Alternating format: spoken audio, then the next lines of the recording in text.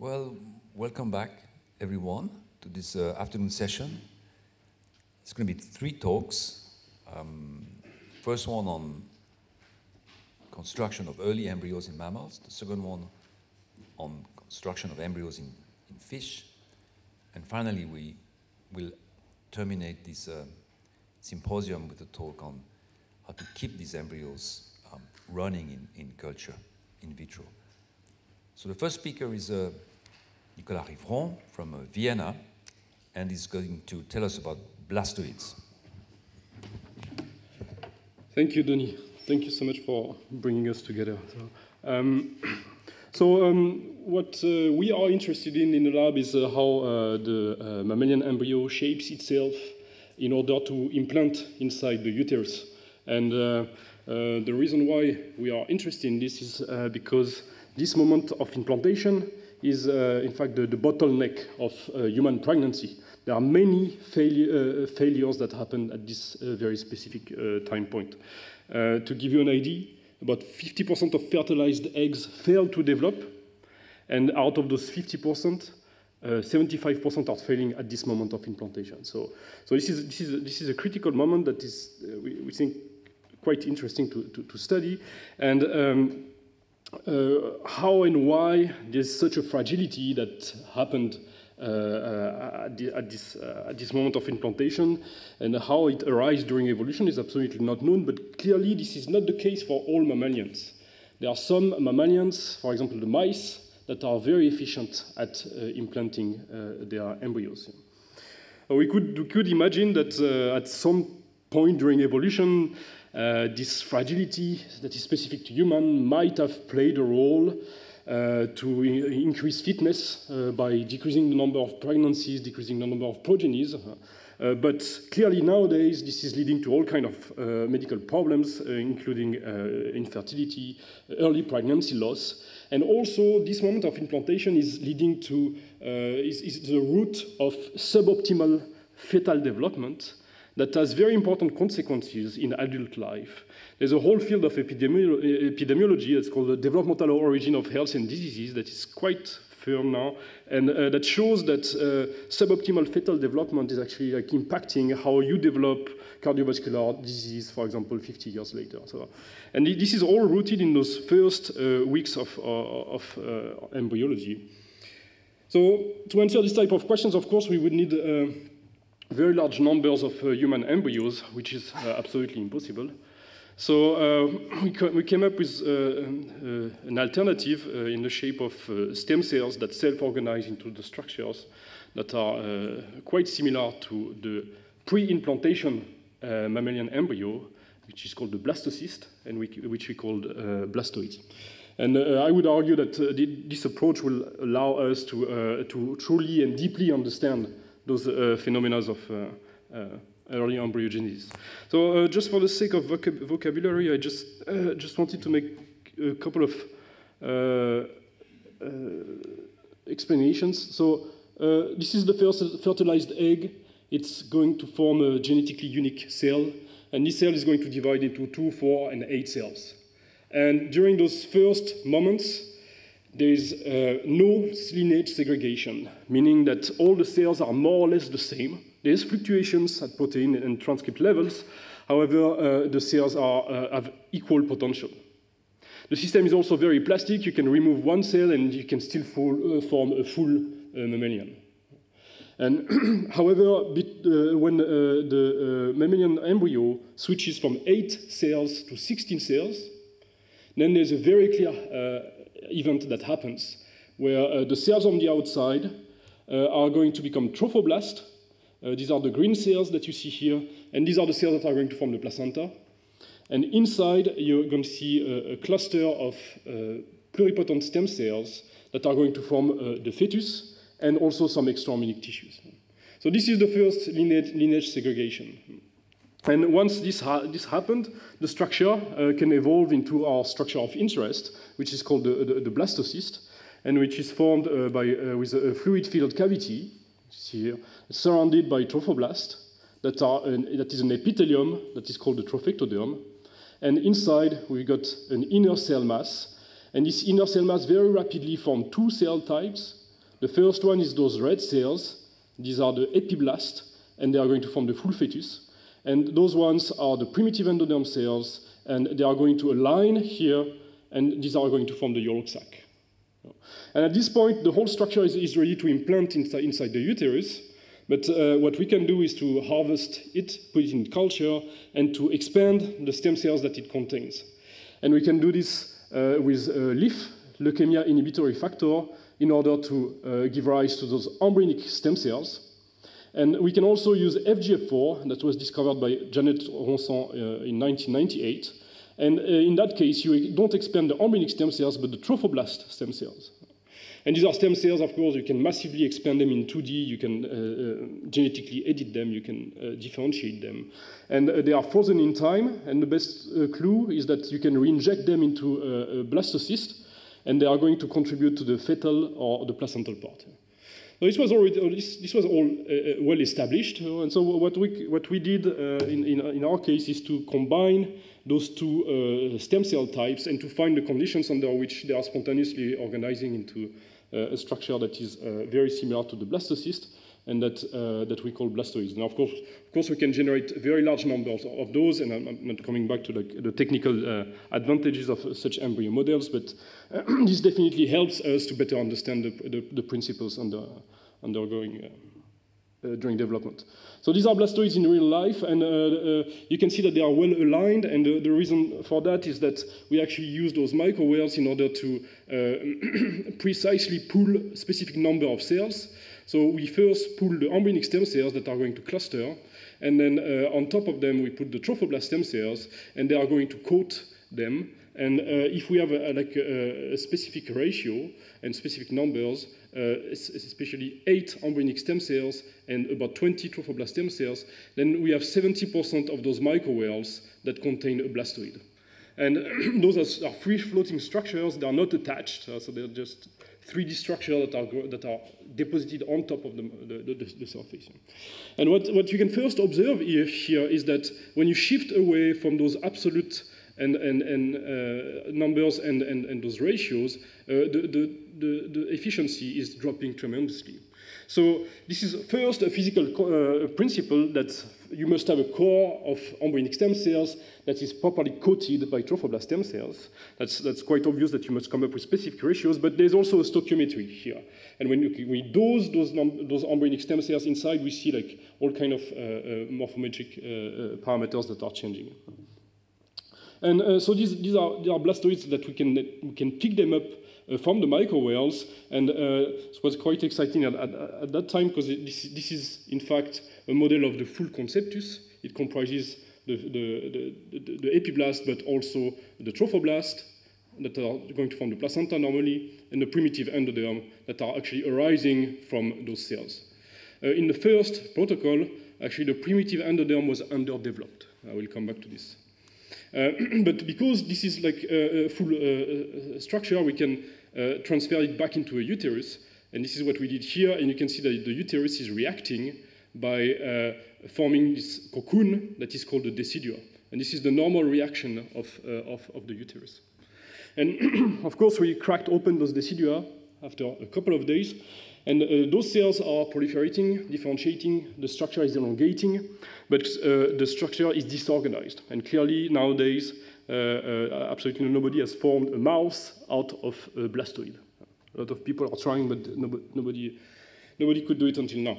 So using those blastoids, we actually want to tackle a very classical question in embryology, which is the one of embryonic induction. In which one group of cells is instructing neighbors. And in the blastocyst, the embryonic inductions have been shown as early as 1978 by a Cope in Oxford. He micro-dissected the left part and the right part, cultured them independently, and saw that those cells are proliferating. So he postulated that there is some mitogenic agent that are coming from here, and it's only 20 years later that Tanaka, in the lab of Janet Ronson, saw that FGF4 is actually produced locally here, and that this is regulating proliferation of the trophoblast. So this is where things were standing since, in fact, 1998. So kind of like re-explored this concept of embryonic induction by systematically comparing blastoids with trophospheres. And trophospheres are formed in exactly the same way as blastoids, but without the inner cells, without the embryonic stem cells. And you can already see that those trophospheres, you can see one here, the second one here, and the third here. You can see that the trophoblasts are quite different from the trophoblasts from blastoids. And so clearly, we already have clues about what those embryonic inductions are doing. So the first thing that we do, of course, is to check the original hypothesis from Cope and Tanaka. And indeed, in the presence of the embryonic cells, the number of trophoblasts is increasing, so they are proliferating. In their absence, they don't. So clearly, those cells are inducing the proliferation of the trophoblast. And a second function that we looked at is self-renewal. So we can pick like single trophoblasts from blastoids and trophospheres, put them in 2D, and see if they can form a colony. And this is what we measure here. This is a logarithmic scale, and you can see that the trophoblasts from blastoids have a much higher propensity to form a colony as compared to the trophoblasts of trophospheres. So this is self-renewal. And when you have, of course, when you have self-renewal and proliferation, these are the two cardinal functions of stem cells. So what those red cells, what those epiblast cells are doing is that they are maintaining the stem cells that are going to form the placenta. So now we can go into the molecular mechanisms, and this is, we started by doing single-cell sequencing. So these are like trophoblasts that were isolated from blastoids here, and trophoblasts isolated from trophospheres. And you can see that there's a shift between the two. This is a control. These are trophoblast stem cells cultured in 2D. These are the embryonic stem cells. And you can see clearly that there's a shift of transcriptome between the trophospheres and the trophoblasts of blastoids, which we use to infer the molecular regulations that are due to the inductions. And I'll just show you like this table, but beyond FGF4 that was already described, we found that those epiblast cells are producing LPA, which is a GPCR ligand regulating the Hippo pathway. It's also regulating, it's also producing IL-6, a lot of Wnt, nodal, BMP4, BMP7. So you see that there's a whole world, there's a whole number of molecules that are actually like being secreted by those cells. And then we can look at the pathways that are activated into the trophoblast. And we can see the MAP kinase pathway, very interesting, because of course this is related to FGF4. But you can also see the Hippo pathway, and we can also see the JAK-STAT pathway, the Wnt pathway, and the TGF-beta pathway. So it looks like, at least at the molecular level, there's a lot more than FGF4. And of course, it was already known for quite some time that there are signals, the signals coming from here, whatever they are locally regulating those cells, and that those cells are becoming a little bit distant, and they can differentiate. And you can look at this by looking at CDX2. This is a homeobox gene. It's very nicely expressed everywhere into the early blastocyst. And then when the blastocyst is growing bigger, you can see that CDX2 is very high on one side, which is on this side, and it gets lower on the other side. And on the other side, there are differentiation markers, including, for example, keratin 18. And so now that we have like more molecules, we want to know actually what they are doing. And in order to look at one function, we did this assay where we are plating trophoblast stem cells with a CDX2 EGFP reporter. So that's a knock-in inside the CDX2 loci. And then we can put one by one those molecules, and we can put them in combinations, and then we look if this is regulating CDX2. And we actually did this for combination of all kind of combination of those molecules. And what we found that was quite surprising to me is that there is only one combination that was capable of maintaining a very high CDX2 in the trophoblast stem cells. If you use different combinations of the same factors, you actually fall back into a state that is very similar to the classical trophoblast stem cells CDX2 levels. And we found actually many combinations for which the stem cells cannot be maintained. So these are the passages in 2D. We cultured the cells for 10 passages with those specific combinations. And so those are probably inducing differentiation, and there's a very precise combination that maintains very high levels of CDX2. And those cells, now we can analyze them, and they are very enriched for the trophectoderm genes. And when we plot them along pseudotimes, we actually call them trophectoderm stem cells instead of trophoblast stem cells. You can see that along a pseudotime, the trophoblast stem cells, the classical one from Janet, are very nice cells, but they comprise multiple subpopulations, including, for example, this one that is expressing DPPA1 and ASCL2. And these are actually post-implantation genes. These are genes from the ectoplacental cone. So it looks like those trophoblast stem cells, they are comprising some progenitors, probably the blastocyst-like, but they also comprise other subpopulations that are post-implantation.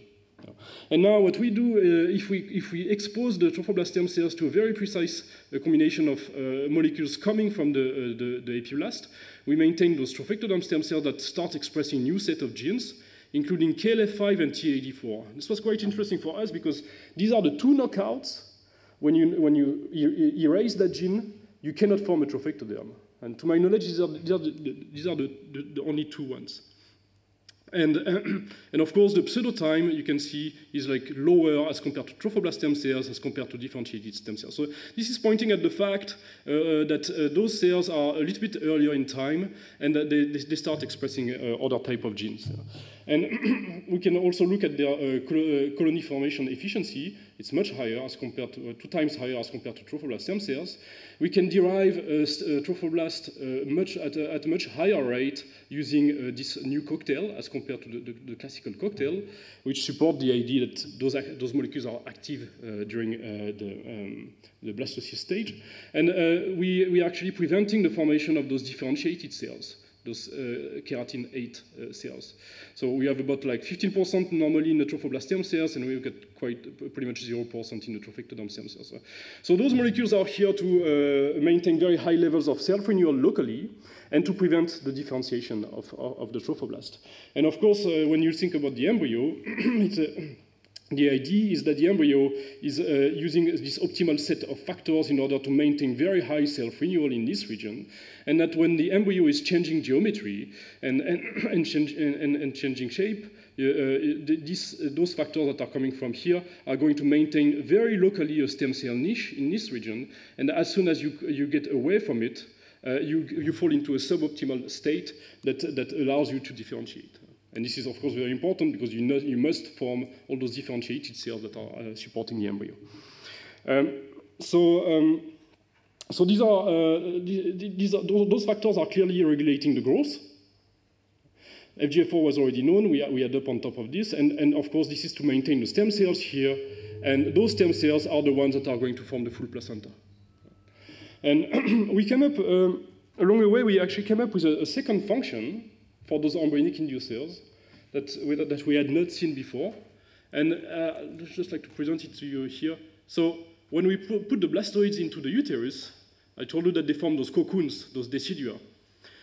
Just for as a sanity check, we actually fixed those blastoids before we put them into the uterus. They are incapable, those dead blastoids are incapable of inducing decidua. Telling this because it was very controversial. You know? But I think that this experiment is proving that there's an active process of the blastoid or the blastocyst instructing the uterus to form the cocoon. You know? If this is time for me to implant, please form a cocoon around me. You know?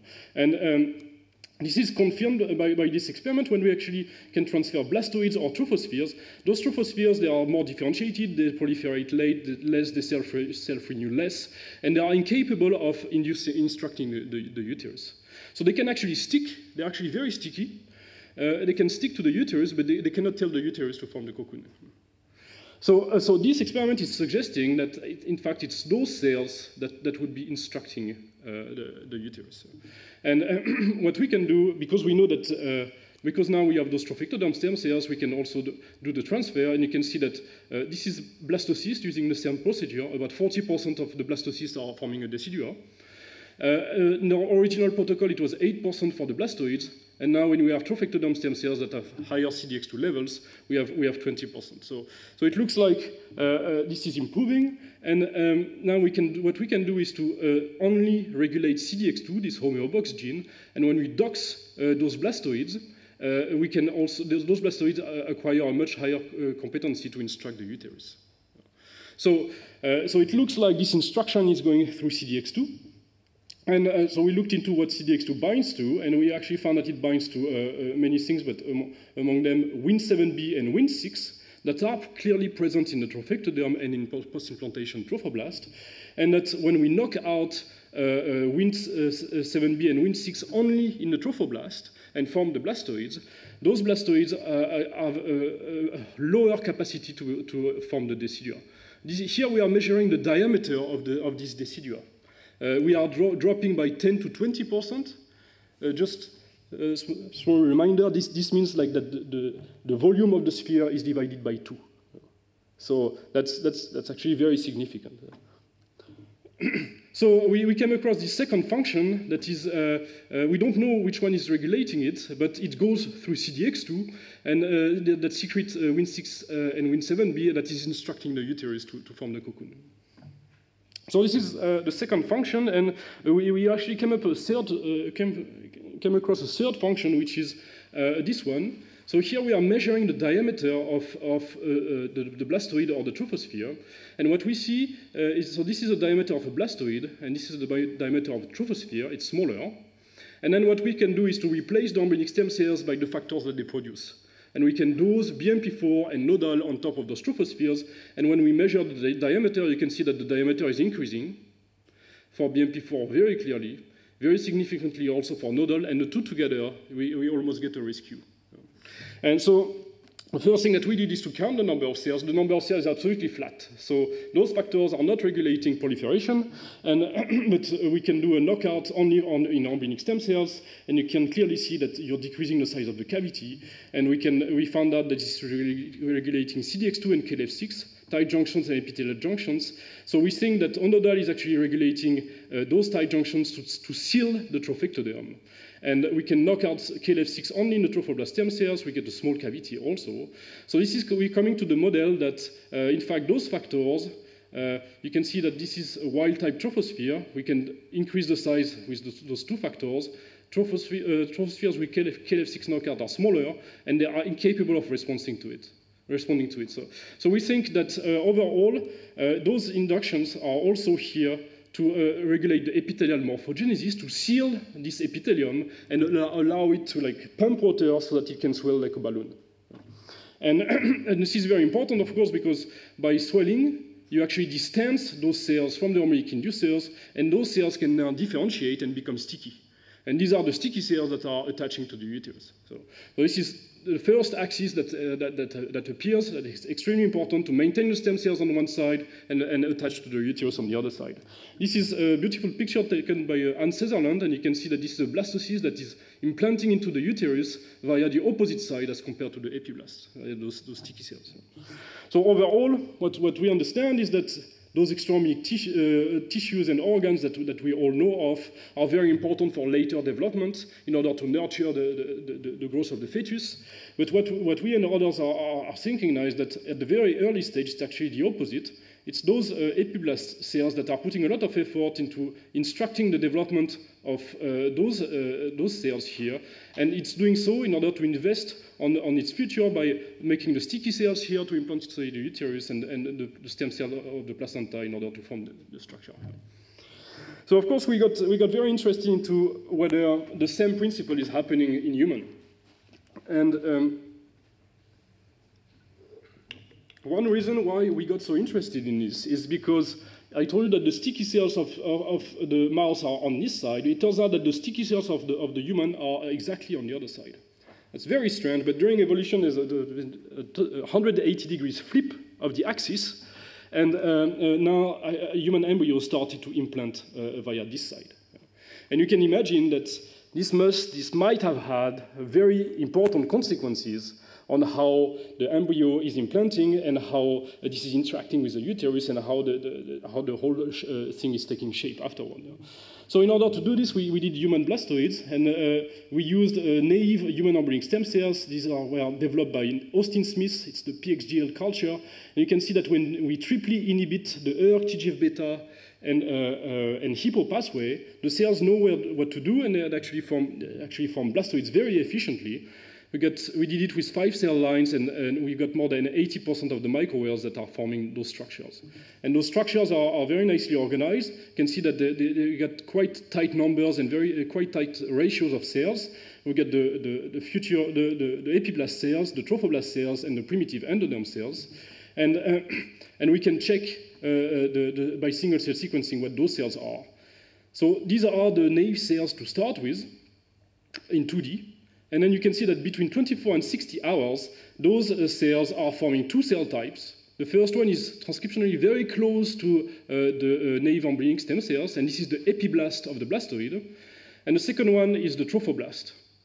And only in the second step, between 60 and 96 hours, we got the third cell type that appears. And these are the primitive endoderm cells. And at the end, we have only 3 cell types. And now we have to project those cells onto reference maps to understand if we have formed the right cells. And we did the experiment, but I'll just show you the results of an international consortium that checked our results. You can see that this is the blastocyst. It starts at E5, E6, E7. This is the trophectoderm, epiblast, primitive endoderm. You can see that the cells are falling very nicely onto the trophectoderm, epiblast, and primitive endoderm. We have about like 2 to 3% of the cells that go off target. So, of course, beyond the molecular signatures, what we want to know if those structures are functional. And, of course, it is actually unethical and now absolutely forbidden by an International Society for Stem Cell Research to transfer human blastoids into any type of uterus. But what we can do is to do an implantation assay in vitro. And so in order to do this, we culture human endometrium organoids. This is the lining of the uterus. And then we can dissociate the cells, put them in 2D in order to facilitate the deposition of the blastoids. And that was our second nice surprise, because when we actually put the blastoids on top of those layers, they actually do nothing. You can leave them for 2 days, and absolutely nothing is happening, as far as we can see. But if we have stimulated the endometrial cells with progesterone and estradiol, which are the hormones of pregnancy, those cells are changing, and then they become capable of interacting with the blastoids. And you can see that 30 to 40% of the blastoids are attaching, and they start to grow. And they don't grow in a chaotic way. They actually start to grow from the polar side, which is like the beginning of placentation. And so, of course, this led us to do some live imaging. And we actually observed that all the blastoids are attaching via what is known to be the sticky side, the polar side of the blastoid. This is not anecdotal at all. It's actually very efficient. You can see here on those movies that we are playing with the pipette of blastoids that just attached. And you can see that they are like very firmly attached via always the same pole. So this tells us, of course, that the blastoids are formed an axis spontaneously and somehow. And we actually looked at NR2F2, which is a marker that was found by Laurent David in Nantes. And you can see that NR2F2, which is very nicely expressed in the sticky region. And those are the cells that are in close proximity to the epiblast. And so this is suggesting that those epiblasts are inducing the local maturation of those cells. And if this is the case, if we manage to get rid of those inner cells, we should see a phenotype. And this is what we did here. We actually inhibited the STAT pathway or overactivated the hippo pathway, the hippo pathway. And in both cases, we eliminate the cells in the center and we form trophospheres. Those trophospheres are incapable of interacting with hormonally stimulated endometrial cells. So it fits with the idea that those epiblast cells are instructing locally the cells to mature and become sticky. And we actually had another control. These are post-implantation human trophoblasts, and we can form aggregates. They are also incapable of attaching. So when you didn't form your mature domain, you cannot attach, and when you're too late, it's too bad. So, and we talked about it to clinicians, and of course they told us, we know that for 50 years. This is called the window of implantation. So we think that we are recapitulating some aspect of this window of implantation in vitro. So now, of course, we can extract the markers here and make some pair of ligand receptors, and we have a whole list that can be interesting. We can also culture those blastoids further. We did 6 days after day 7, which is the developmental stage of a blastoid, so day 13, and we find those structures. So clearly these are not day 13 like, but the cells are growing and they are differentiating. So now we are in the position of trying to understand how this axis is forming in the mouse and in the human, how things have evolved from one to the other, and what's the impact on the implantation. I'd like to finish by saying that so we put a lot of effort into regulating this type of research, and I think we have to admit that blastoids are quite good models, but they are also very rudimentary, and they're also very different from embryos. So these are clearly not embryos. And there was an update of the ISSCR guidelines that is proposing some ethical oversights for this type of research. I'm very happy to talk about it. If you're interested, you can look at those ethical papers that we participated to. And I'd like to thank the team, especially Giovanni, who is doing all the single-cell sequencing analysis.